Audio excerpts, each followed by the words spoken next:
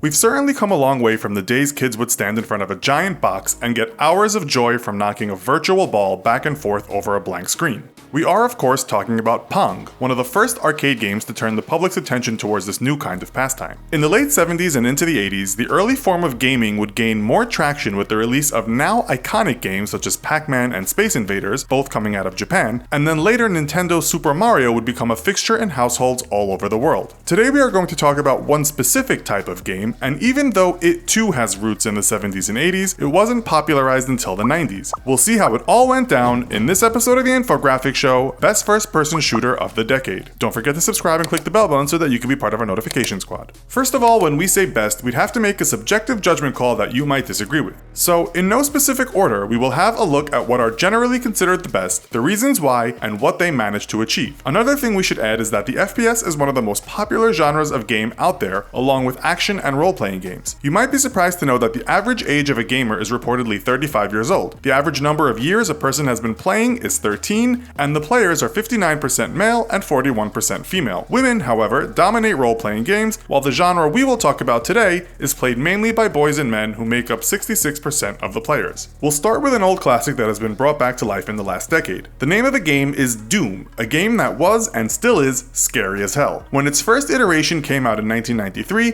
according to some reports, its inspiration were the thrilling movies of Aliens and Evil Dead. It's generally thought to have been so popular that it is the main reason we have so many FPSs today. If you've ever played it alone at night with the volume turned up, you'll know it can be quite the ride. The iteration we are talking about today is the 2016 version, which became the second best-selling video game in the UK and the US shortly after its release. It reached over 1 million copies sold that year. In both countries, it was behind Uncharted 4: A Thief's End, although in terms of what the critics thought, it won a slew of awards, including some media giving it the Game of the Year award. If you are a Doom fan, you'll be pleased to know that some of the secret doors in the new game will take you to sections of the original game. We chose Doom over Quake, another quite similar FPS developed by the same company. If we look at the best-selling video game of 2016, that was FIFA 17, a sports or football game. The second game on the list is Call of Duty Infinite Warfare. While this is a best of the decade list and not just focusing on 2016, we must acknowledge the illustrious history of this ever-popular franchise. The entire series has sold over 250 million copies altogether, generating $15 billion in sales. It's also racked up 25 billion hours of gameplay, and for that, it has to be ranked as the most played FPS that has ever been made. There have been a total of 14 versions of the game in the main series, and it's highly debatable which is the best. What we will say though is that the decade-old Call of Duty 4 Modern Warfare was an absolute game changer. In next place, we'll put 2009's Call of Duty Modern Warfare 2, and after that we'll say Call of Duty Black Ops, which brought back Vietnam and the tunes of the Rolling Stones. That was the second best-selling game in the series with 26,200,000 copies sold. The bestseller was 2011's Call of Duty Modern Warfare 3,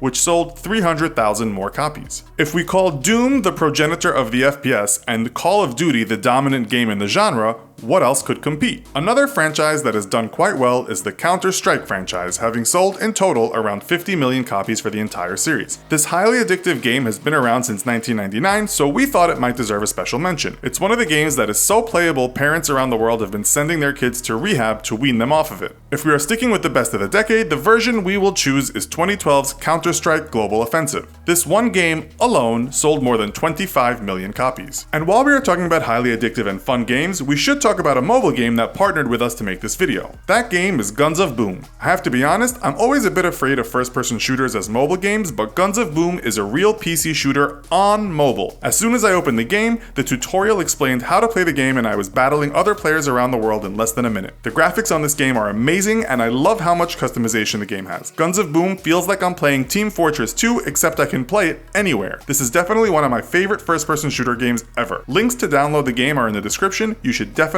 try it out. As awesome as that game is, we cannot go on without talking about one of the most praised games by critics and users alike, and its name is Half-Life. The first Half-Life came out in 1998, but the game we are adding to this list is Half-Life 2. You can't beat a good story in a game, and Half-Life has one of the best. While the game is older than a decade, there are expansion packs and different episodes, and even now people can't do anything but give it the utmost respect. It has in all received 39 awards for Game of the Year, and many critics have given it, at some point in time, the title of Game of the Decade. Gamers, as well as reviewers, reviewers say just about every aspect of Half-Life 2 is flawless. One critic even gave it an 11 out of 10 score, something that he had never done in his life. Most critics said it was the thinking man's game, a kind of arty and intelligent game compared to the grunt work you had to do in Call of Duty. It's even in the Guinness Book World of Records for winning all kinds of things. It has sold over 12 million copies. Next on the list is another game with a fascinating story, and that game is the Halo series. There have been 13 releases so far, with the latest being this year. The original Halo, Combat Evolved, is given almost perfect scores by anyone who reviewed it, but that particular game is way older than a decade. Of the versions that can fit on our list, we are going to give that to Halo 3, said to be possibly the best multiplayer game ever made. It became the fastest ever selling game of all time on its release and was the best selling game in the US in 2007, having sold a total of 8.1 million copies. Critics generally agree that 2010's Halo Reach is the second or third best in the series, so that makes it onto our list too. Halo is also somewhat of a subculture, having spawned books, short films, and graphic novels. It's thought the entire franchise has sold around 70 million copies. It's also said to have made over $5 billion in total sales. In terms of FPSs, the Halo franchise might not be as well received as Half-Life, but it's second behind the Call of Duty franchise regarding the money it's made. The last on our list for best of the decade is the Battlefield series. It's been around since 2002, which includes 11 games and 12 expansion packs. Its newest release, Battlefield 1, has gained some plaudits, but as for the very best in the series, it seems that 2010's Battlefield Bad Company 2 is most people's favorite. Just for fun, do you know what the best-selling FPS is of all time if we're talking about just one game?